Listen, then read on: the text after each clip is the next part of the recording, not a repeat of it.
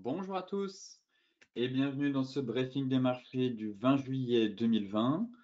Avant de commencer, je vous laisse prendre connaissance de l'avertissement légal sur les risques.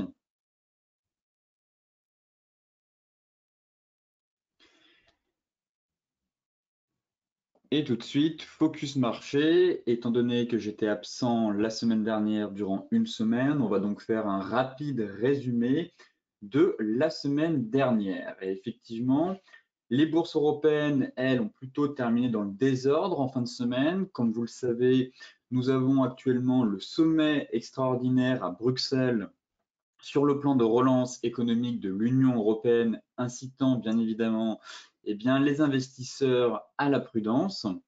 Alors, les dirigeants de l'Union européenne se sont retrouvés physiquement vendredi à Bruxelles pour la première fois depuis le début de l'épidémie liée au coronavirus afin de tenter de se mettre d'accord sur un ambitieux plan de relance de 750 milliards d'euros pour leurs économies, on va dire, assez exsangues. En raison des divergences de vues persistantes, on a quand même la chancelière allemande Angela Merkel qui a prévenu qu'il fallait s'attendre à des négociations quand même très difficiles. Et effectivement, le Premier ministre néerlandais a affirmé son pessimisme, on va dire, sur la possibilité d'un accord à l'issue de ce sommet prévu de 2 jours. Et effectivement, les négociations du sommet européen à Bruxelles, prévues vendredi et samedi, doivent encore reprendre ce jour, puisque les 27 chefs d'État et de gouvernement n'ayant jusqu'ici en fait pas trouvé d'accord sur un plan de relance commun. Donc peut-être qu'on aura une réponse, du moins sur les négociations d'ici ce soir. À Wall Street, les investisseurs sont toujours tiraillés entre les craintes de perturbations économiques dues à la pandémie et les espoirs de nouvelles mesures de relance. On a eu aussi l'ouverture du bal des résultats des entreprises pour le Q2. Alors, lors de la publication de leur chiffre d'affaires et de leurs bénéfices entre avril et juin, les grandes banques américaines, durement frappées par l'impact de la pandémie de Covid, ont dans l'ensemble fait moins pire que prévu, surtout grâce à leur activité de trading, étant donné qu'on avait quand même pas mal de volatilité et en période de crise, en général, les activités de trading marchent très bien pour les banques et effectivement, c'est ce qui a permis de sauver les meubles et du moins de faire des résultats moins pires que prévu. Sur le front sanitaire, par contre, les investisseurs n'ont pas semblé s'alarmer la semaine dernière de la flambée des nouvelles contaminations au coronavirus aux États-Unis, malgré plusieurs records quotidiens ayant été franchis justement la semaine dernière et même ce week-end. La confiance des consommateurs américains, elle, s'est érodée plus que prévu au début du mois de juillet. D'après l'estimation préliminaire de l'enquête de l'Université du Michigan, par ailleurs, on constate quand même que près d'un Américain sur 6 n'a pas pu payer son loyer en juin. Donc attention face à des défauts de paiement de la part des ménages. Ça pourrait causer quelques secousses sur le marché américain. L'autre menace sous-jacente est bien évidemment la reprise des tensions entre les États-Unis et la Chine. Comme d'habitude, ce sentiment de guerre froide qui persiste entre les deux nations et le président américain Donald Trump continue de mettre de l'huile sur le feu et n'exclut pas, en plus, d'éventuelles sanctions concernant la Chine. Côté macro, nous sommes encore dans les phases de résultats des sociétés. Donc, on a commencé doucement la semaine dernière. On a quand même eu quelques publications. Côté US, on a eu quand même Netflix, qui finalement, les techs cèdent du terrain. On a quasiment une chute de 6%. Même l'indice Nasdaq, on avait commencé la semaine dernière, en début de semaine, on avait ouvert avec quasiment plus 2. On a terminé à moins 2. Donc, on a eu une grosse prise de bénéfices quand même sur l'ensemble des sociétés de la tech, enfin sur l'ensemble du secteur de la tech la semaine dernière. Donc, le Nasdaq, lui, s'est plutôt stabilisé. Derrière, on a quand même Netflix qui a déçu les investisseurs. On a eu une chute de quasiment 6%. Et cette semaine, on aura quelques poids lourds, donc Tesla et Microsoft, il me semble, qui devront publier aussi leurs résultats. Mais pour l'indice national, l'indice parisien, on va commencer doucement la semaine avec Dassault, ST Microélectronique, Worldline, Publicis et Thales. Ce sont des poids légers, on va dire. Pour le CAC, les poids lourds, eux, vont commencer à partir de la semaine prochaine, où là, on aura quand même LVMH et Total, mais ça va permettre de prendre en tout cas la température et de savoir un peu les perspectives à venir pour les sociétés, pour les semaines, voire les mois à venir. Côté US, par contre, là, on attaque une semaine assez chargée, avec IBM surtout après la clôture. La grosse journée à surveiller, ce sera vraiment mercredi et jeudi surtout, où on a pas mal de boîtes qui vont publier, surtout Tesla, Microsoft, qui publieront eux mercredi après la clôture.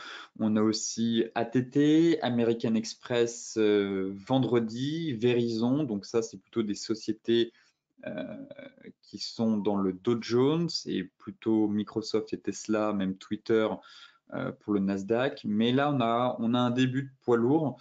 Donc, ça devrait créer aussi pas mal de volatilité sur les marchés, sachant que, comme je vous le disais, on a subi, les investisseurs ont préféré quand même prendre une partie de leurs bénéfices avant l'annonce de ces résultats. Effectivement, Netflix a un peu déçu la semaine dernière. La tech a énormément profité du confinement.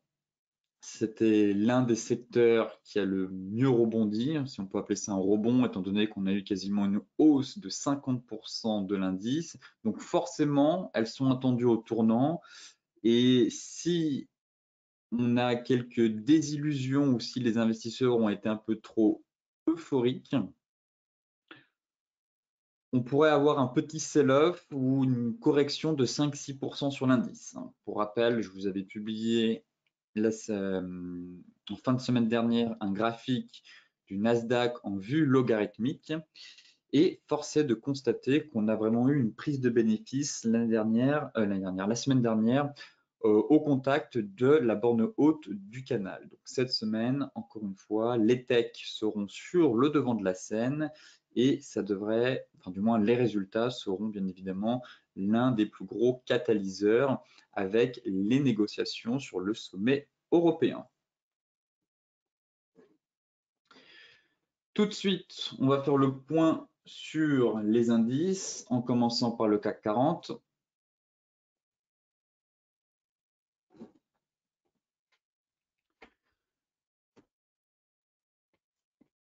Donc le CAC 40 qui cédait du terrain ce matin, l'ouverture.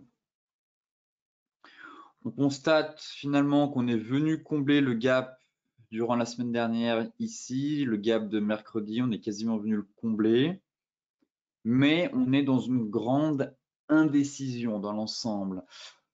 On pourrait avoir un range qui part entre 4871, enfin 4870 et 5115.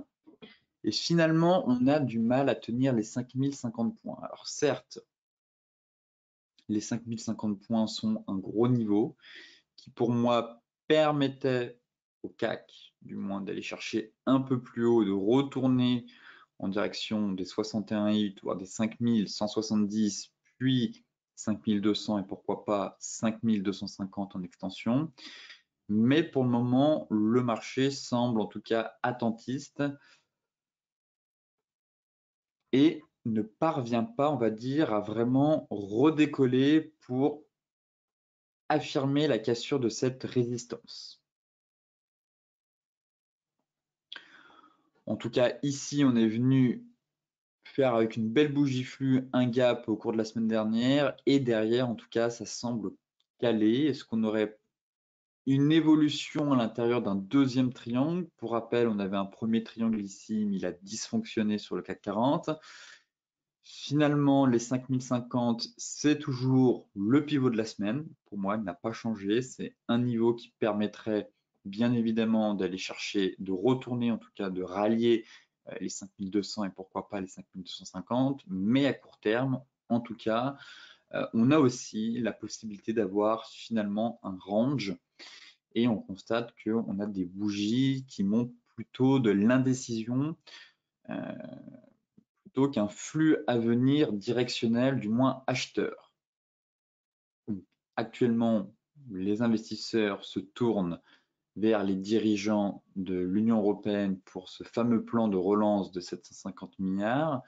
Effectivement, le marché avait quand même pricé ce plan de relance, mais si les dirigeants européens ne parviennent pas à un accord, bien évidemment, il y aurait une grosse déception et les marchés pourraient corriger. Donc on fera le point demain puisque normalement on est censé avoir une réponse de la part de l'ensemble des dirigeants d'ici ce soir. Et en données 4 heures, pas grand-chose. Pas grand-chose. Et effectivement, ce que je vous disais, c'est qu'on pourrait avoir ce range, même si le niveau des 5050 est pour moi un niveau clé, mais on cale. On n'arrive pas à aller un peu plus haut. Est-ce qu'on ne va pas évoluer dans un deuxième triangle? C'est aussi un scénario à prévoir, mais le marché a besoin d'un catalyseur. Alors, est-ce que ce sera les résultats de cette semaine avec les entreprises? Toutefois, c'est des entreprises qui pèsent pas bien lourd dans l'indice national. À partir de la semaine prochaine, par contre, là, avec oui, Total, LVMH, des sociétés qui ont une forte pondération dans l'indice, on pourrait avoir plus de visibilité à venir, en tout cas pour l'été. Concernant le DAX, qui lui est plus propre techniquement, je trouve, puisque la sortie de triangle n'a pas été invalidée, comme sur le CAC. Effectivement, ici, on avait notre triangle la semaine dernière, et on a eu une sortie de triangle même au début du mois, avec un pullback en fin de semaine dernière, et finalement, ça part. En tout cas, on n'a pas eu d'une grosse réintégration comme le CAC. L'indice allemand, lui, surperforme le CAC 40 toujours et est confronté actuellement à une énorme zone vers les 12 940, 12 980 points. Donc ici, les sommets de 2017, là c'est une zone qu'on était, un peu une zone de polarité effectivement, qu'on était venu travailler. Et là, si on prend toutes les mèches, on est pile poil dessus. Donc pareil, c'est le niveau de résistance à franchir pour aller chercher, pourquoi pas, 13 200, puis le comblement du gap à 13 500. Effectivement, d'un point de vue technique, cela correspond en tout cas à l'objectif théorique de sortie de triangle qu'on avait ici. Donc si on reporte l'objectif du triangle, l'objectif théorique effectivement serait d'aller chercher le gap de rupture qu'on a eu lors du crack. Donc, ce serait vers les 13 600. Donc il y aura encore 700 points. Toutefois, on travaille la zone hebdomadaire ici. Donc, bien évidemment, il faudra une clôture hebdomadaire au-dessus de cette zone pour aller chercher dans un premier temps les 13 200, puis les 13 600. Donc ça, bien évidemment, ce sera fait avec les résultats des sociétés à venir au cours de la semaine prochaine. Enfin, je note aussi la formation d'un biseau ascendant à l'intérieur du canal haussier qui permet de cadrer la dynamique haussière. Donc ici, en bleu, j'ai cadré cette ascension un peu en crabologie, on va dire, à l'intérieur d'un biseau ascendant. Donc pareil, hein, malgré le fait qu'on réussisse à casser cette résistance, on pourrait être capé par cette oblique. Et si on enfonce cette droite, alors prudence et on pourrait avoir une sortie en tout cas de biseau et venir prendre appui, sur la borne basse du canal haussier. Et par contre, en cas de rupture, là, on aurait très clairement un essoufflement de la tendance. Et donc, on pourra avoir un retour sur les 12 190. Là, actuellement, on pourrait aussi évoluer dans un range, finalement, à voir comment va évoluer la clôture du jour.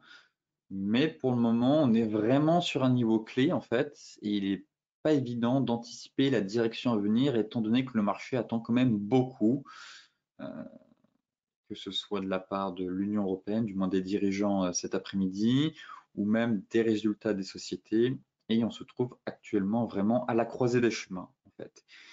Ici, c'est une grosse zone de résistance, et seule la cassure permettrait vraiment une accélération. Par contre, en cas d'échec, une nouvelle fois, eh bien, on pourrait très bien avoir un retour sur les 12 745 et en cas de cassure, une dégringolade pour revenir chercher, moi je pense, les 12 190 points. Le Dow Jones. Invalidation de l'Island Reversal la semaine dernière. Effectivement, ici, on était censé valider l'Island, mais derrière, ça n'a rien donné. Du moins, on est parti encore une fois dans une phase de stabilisation. On n'est pas allé plus bas, quasiment en clôture, que les plus bas précédents. Et derrière, suite bien évidemment à l'espoir d'un vaccin qui soutient la tendance, eh bien, le marché est venu combler le gap. Et derrière, ça a calé. Invalidation de l'Island Reversal, étant donné que le gap, lui, a été comblé. Mais pour le moment, ça ne prend pas. Encore une fois, les futurs sont légèrement dans le rouge. Et la question reste à savoir si, oui ou non, on est juste venu fermer ce gap et derrière, on va repartir à la baisse, ou au contraire, les espoirs suffisent à soutenir la tendance malgré une hausse record de contamination, malgré le confinement dans certains États. Le marché, on peut dire, continue d'évoluer dans le déni et peut quand même s'offrir le luxe de rejoindre des niveaux de résistance puisque les investisseurs parient aussi sur un nouveau soutien de la part de Donald Trump, pourquoi pas avoir de nouveaux milliards sur la table pour soutenir l'économie. Derrière, forcément, l'espoir d'un vaccin et d'un nouveau plan de relance aux États-Unis permet à l'indice, en tout cas, de ne pas corriger, mais se stabilise. Alors encore une fois, les résultats des entreprises cette semaine devront logiquement permettre de donner un peu plus de visibilité, surtout qu'on a Microsoft. Donc Microsoft pèse quand même plus de 1000 milliards. Microsoft est une société du Dow Jones comme Apple.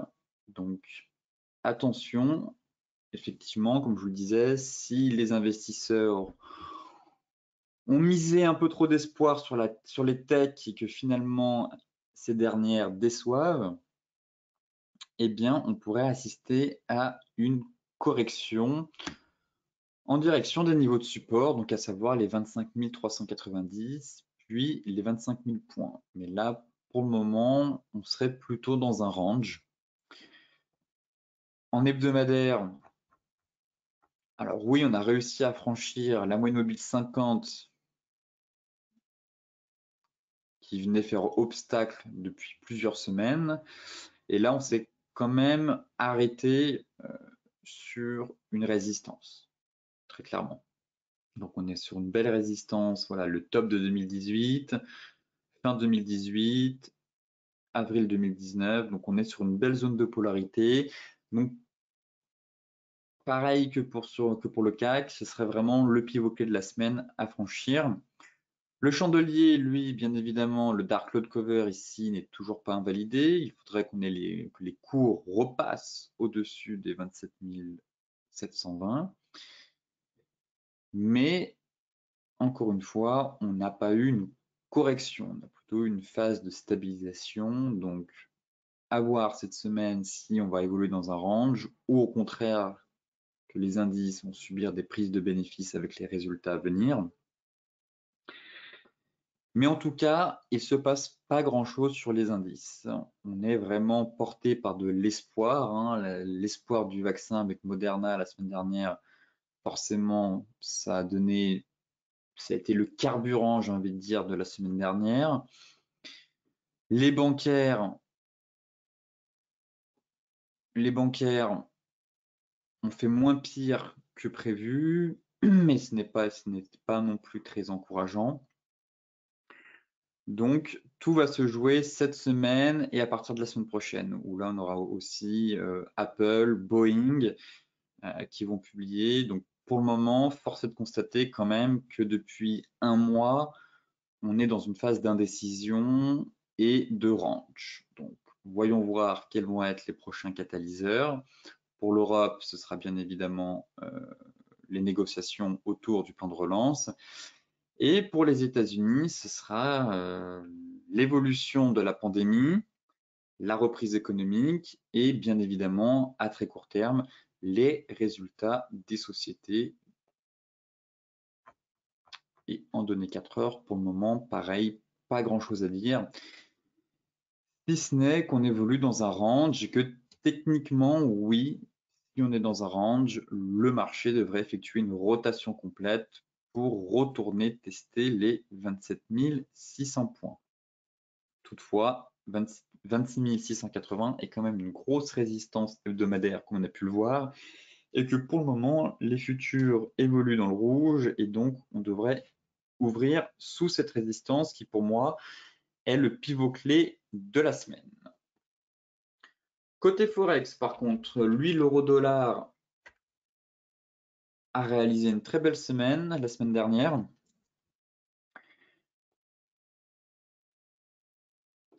Et a enfin réussi à franchir à la hausse sa moyenne mobile 200 périodes et l'oblique baissier. Alors, on va faire le point sur l'euro-dollar. Autant les indices, je trouve qu'il ne s'est pas passé grand-chose, autant sur l'euro-dollar, on a quand même eu un signal technique, hein, très clairement avec la cassure de la MM200 et de l'oblique ici au niveau des 1,1340. Derrière, on est allé chercher les 1,146. Est-ce un niveau intéressant? Oui. Alors pour celles et ceux maintenant qui cherchent, on va dire, des niveaux de vente, pour moi, je trouve que le meilleur point est les 1,1530, 1,1550. Là, c'est un peu risqué de prendre un pari sur l'euro, étant donné qu'on n'a toujours pas eu le fin mot de l'histoire sur les négociations concernant ce fameux plan de relance, et que pour le moment, on s'attaque une résistance et qu'on n'a aucun chandelier de retournement.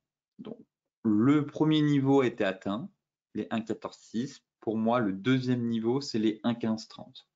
Et à partir des 1,1530, ça deviendra bien évidemment intéressant pour éventuellement trouver des signaux techniques pour un repli vers des niveaux de support. Mais ici, 1,1530, 1,1550, c'est clairement un gros niveau technique, c'est une belle zone de polarité. Donc, à partir d'ici, il faudra surveiller si nous n'avons pas des signaux baissiers. En tout cas, en daily, très belle reprise de l'euro. Pour le moment, bougie flux. Toujours, les investisseurs, bien évidemment, misent, du moins, gardent espoir sur les négociations, malgré la prudence. Effectivement, on n'est pas sûr à 100% qu'il y aura ce plan de relance. Toutefois, les investisseurs préfèrent, comme d'habitude, voir le verre à moitié plein plutôt qu'à moitié vide. Mais techniquement, pour le moment, les acheteurs gardent la main, très clairement. On a une belle bougie flux, on est sur résistance. Et la cassure de ce niveau, en tout cas, permettrait une accélération au niveau des 1,1530. Et derrière, c'est plutôt le niveau des 1,1530 qui m'intéresse pour essayer de se positionner, en tout cas, pour un mouvement correctif ou un repli à venir. Mais là, que ce soit en daily ou en 4 heures, on peut même cadrer la dynamique juste ici avec un canal haussier. Très clairement, le flux reste haussier. J'ai oublié de mettre, voilà. Le RSI, lui, on n'est même pas encore en zone de surachat. Donc, difficile d'envisager un signal technique baissier sur cette paire. Pas de divergence, un RSI qui n'est pas vraiment saturé. On peut cadrer la dynamique haussière à l'intérieur de ce canal haussier. Donc, à voir en fin de journée. L'euro pourrait décaler, effectivement. Mais si on a un accord, eh bien, la paire devrait logiquement poursuivre sa course en direction des 1,1530, qui est le niveau qui m'intéresse, à moyen court terme en tout cas, pour chercher des positions vendeuses pour un repli et quelques 200 voire 150 pips. L'Eurocad qui est sorti de sa phase, on va dire, un peu léthargique, puisque la paire consolidait quand même dans un range depuis quasiment 2 mois maintenant.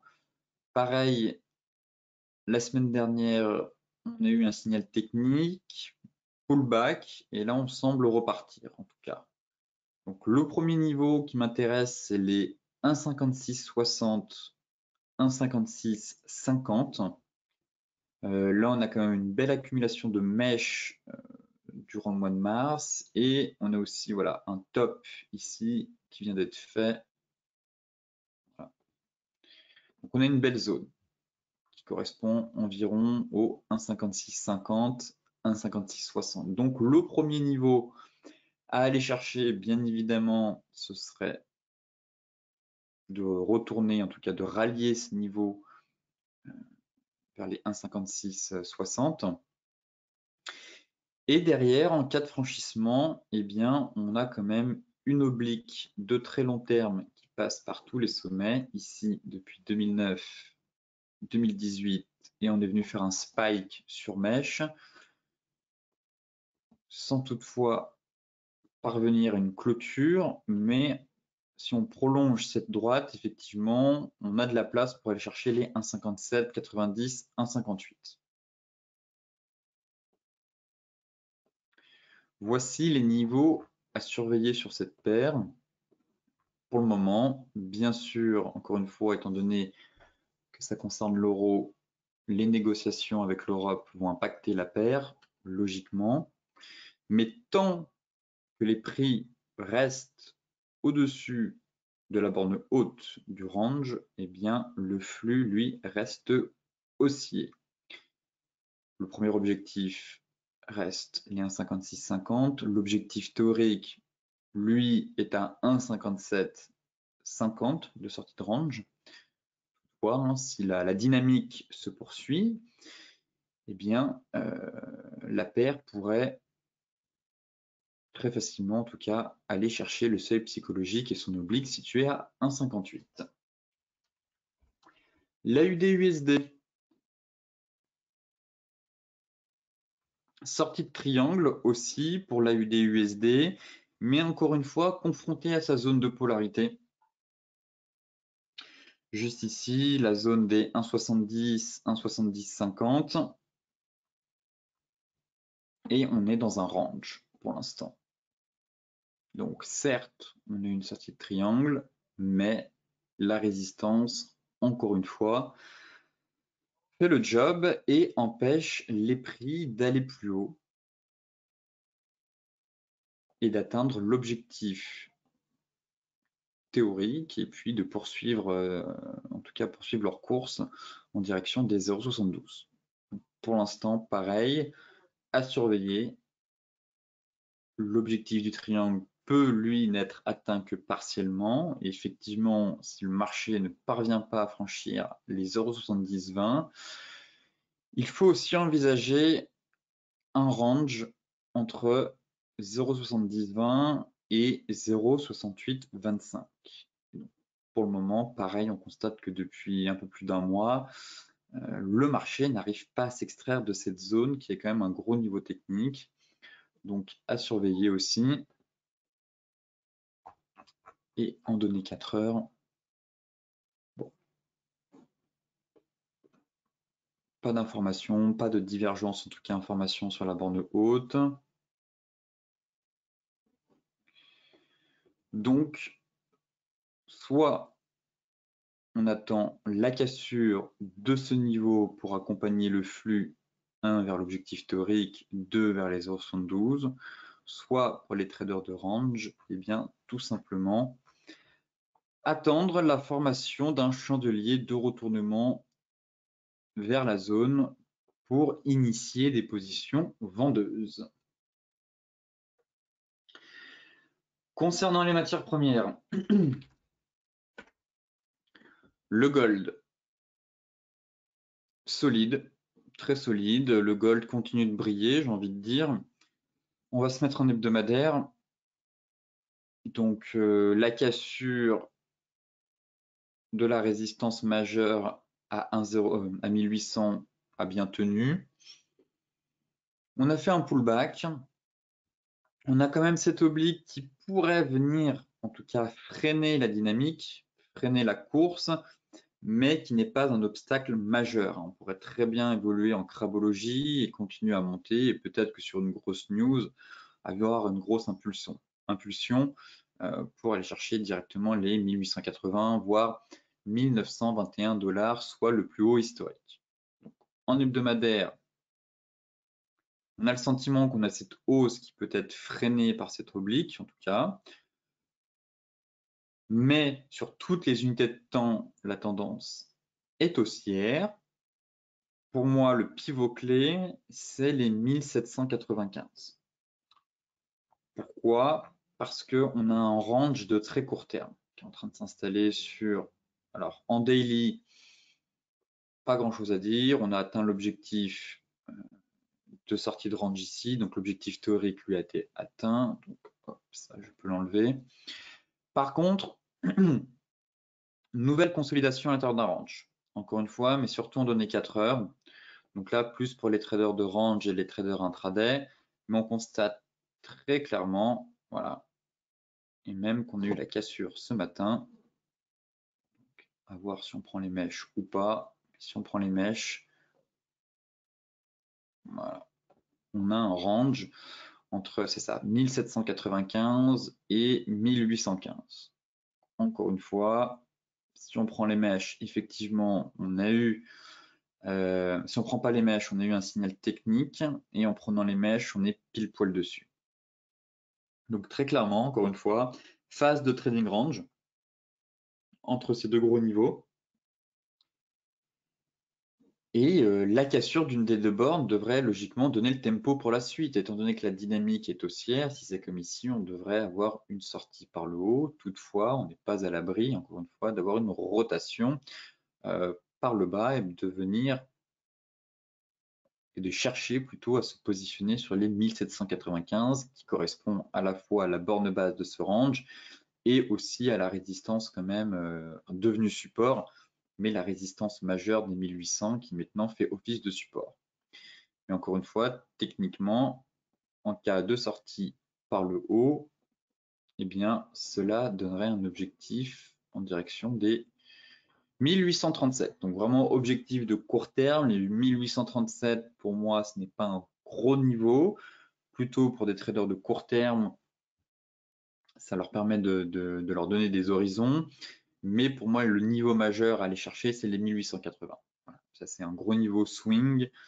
Donc celles et ceux qui cherchent à se positionner plus sur un repli pourront éventuellement sur les 1800, 1795 et derrière accompagner le flux en direction des 1880. Mais pour les traders intraday, en tout cas, on a un objectif de court terme en cas de sortie de range par le haut vers les 1840 $. Concernant le Brent, eh bien, invalidation du triangle. Complètement. sorti finalement, on a fait une tentative de sortie vendredi, avant que je parte. Finalement, en clôture, on a réintégré le triangle, cassure, réintégration, et comme je vous le disais, il fallait qu'on sorte au plus tard de ce triangle le vendredi. Et derrière, on a atteint l'apex.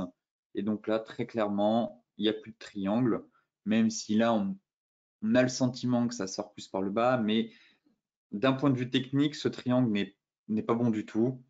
Et donc, il est très clairement invalidé. Donc, on ne peut pas s'appuyer sur ce triangle, en tout cas, pour anticiper un mouvement à venir ou même des objectifs. Donc, invalidation du triangle.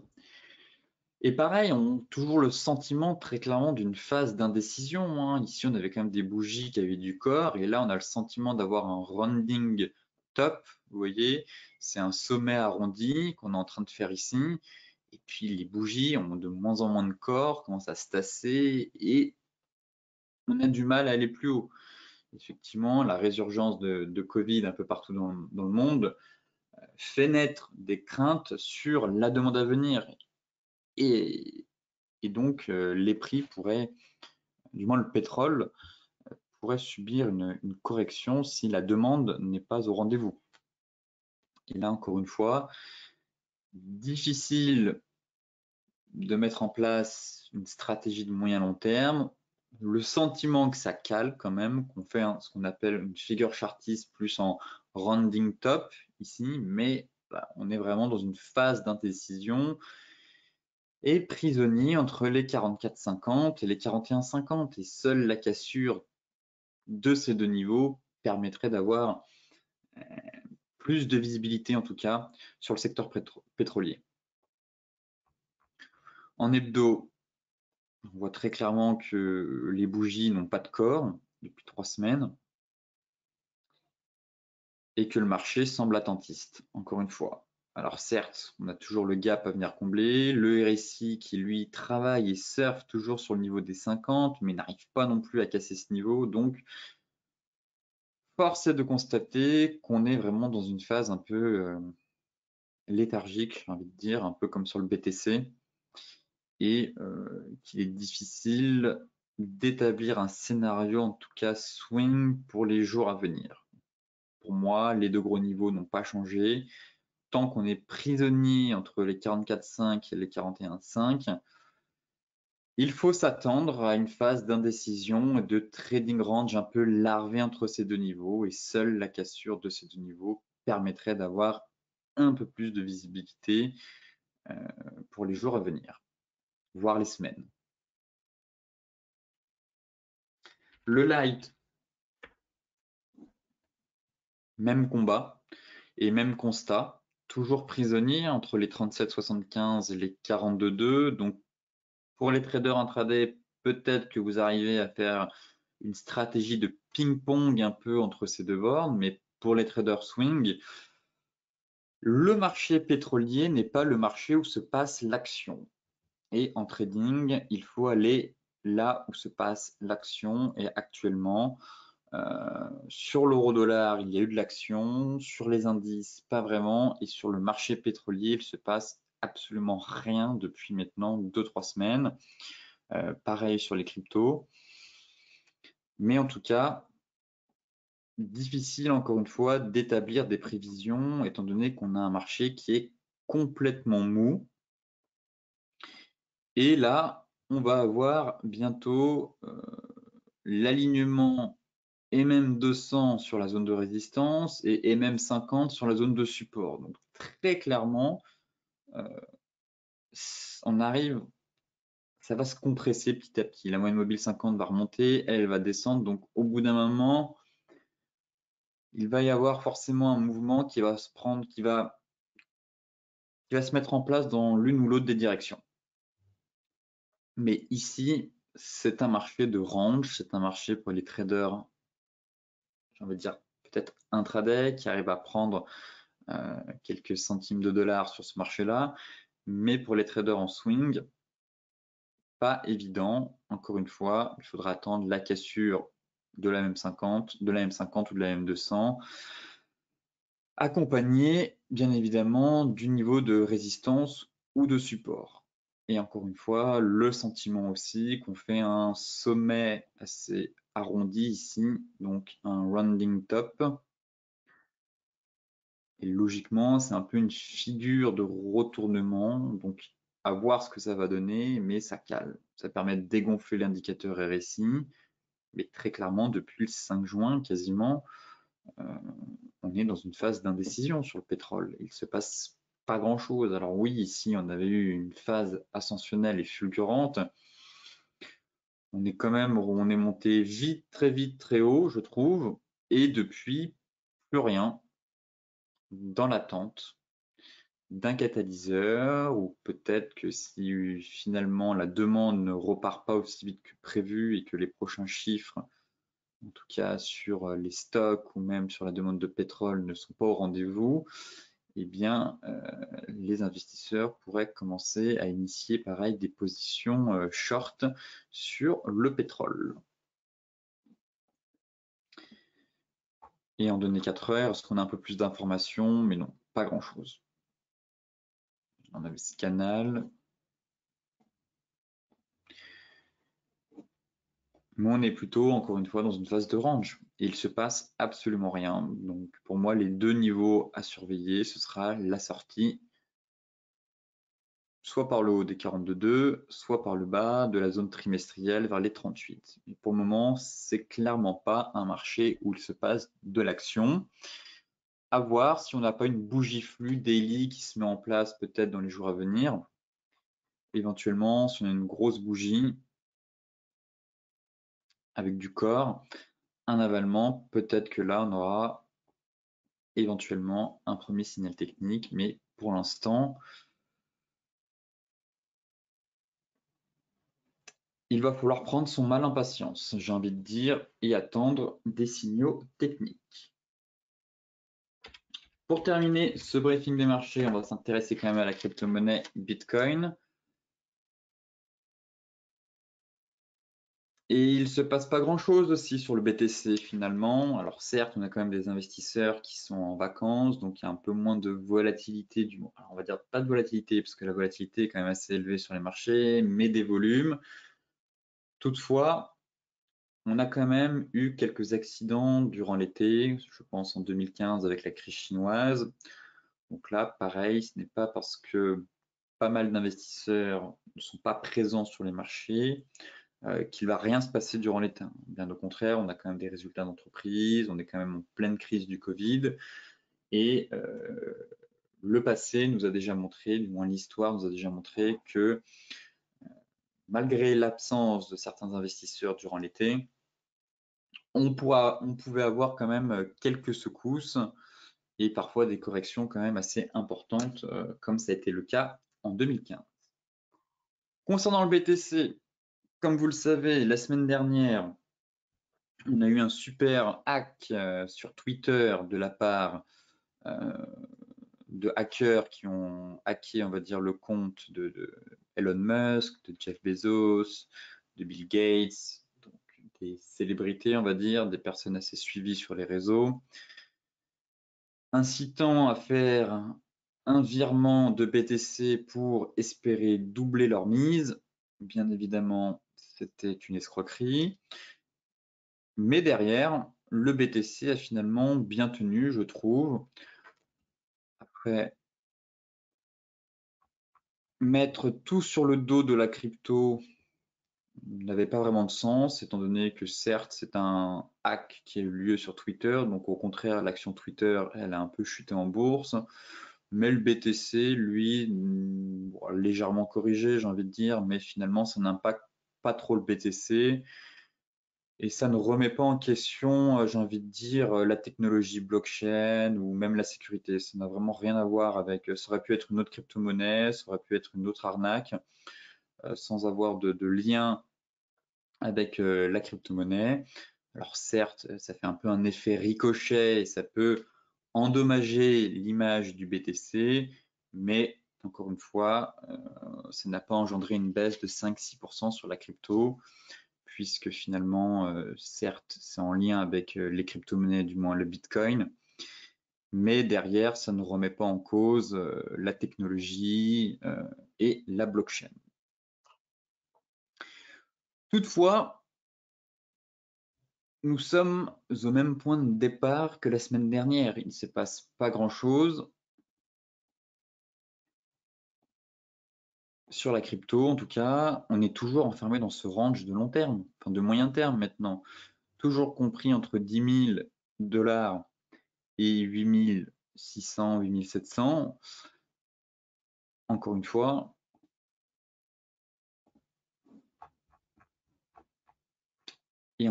seule la cassure de ce range permettrait d'avoir un peu plus de visibilité.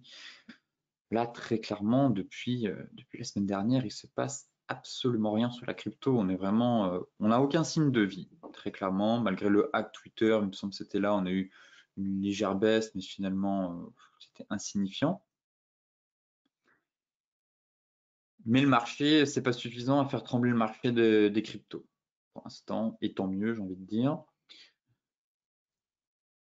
Toutefois, encore une fois, il faut aller là où se passe l'action, et actuellement, voilà, il se passe absolument rien, on est au même point de départ. On est en train d'enfoncer cette oblique basse, ce canal haussier, mais c'est pas pour autant qu'on a un signal technique. En tout cas, vous voyez, on est passé une fois en dessous, au-dessus, donc tant qu'on n'a pas une réelle bougie flux, tant qu'on n'a pas un retour avec des volumes, pour le moment, il ne se passe absolument rien. On n'a aucun signe de vie de la part des investisseurs sur les cryptos. Est-ce qu'on assiste à une consolidation ou à un essoufflement? Encore une fois, pas évident à dire. Sentiment quand même qu'on a un essoufflement plus qu'une consolidation. En général, c'est pas si léthargique que ça. Là, on est vraiment dans une phase même plus que d'indécision. On n'a quasiment pas de volume. Les bougies ont de moins en moins de corps. Donc, il faut un catalyseur, encore une fois, pour secouer tout ça et donner une direction claire à la crypto-monnaie. Donc je préfère basculer, comme je vous le disais, sur les unités de temps supérieures, à savoir l'unité de temps weekly, afin de filtrer, comme toujours, ces parasites et ce bruit de marché qu'on peut avoir qui parfois nous donne des faux signaux et peut avoir donné le sentiment qu'on a un bull trap ou un bear trap. Donc encore une fois, rien n'a changé depuis la dernière fois. Seule la cassure d'une des deux bornes permettrait d'avoir plus de visibilité et d'accompagner le flux à venir, soit pour un retour sur les 7700, soit au contraire pour une accélération en direction des 10 900 $. Sur ce briefing des marchés touche à sa fin. Comme d'habitude, pour celles et ceux qui souhaitent consulter l'article dans son intégralité, je vous mets le lien dans la description de la vidéo. Sinon, pour les autres, eh bien, n'hésitez pas à vous inscrire demain où l'on fera un tour d'horizon complet sur les marchés avec les stratégies bourse Forex. Donc, inscrivez-vous, je vous mets aussi le lien demain à 14 h pour faire un point complet des marchés. Je vous souhaite à toutes et à tous une excellente journée, de très bons trades et on se retrouve demain pour faire un nouveau point sur l'ensemble des marchés financiers.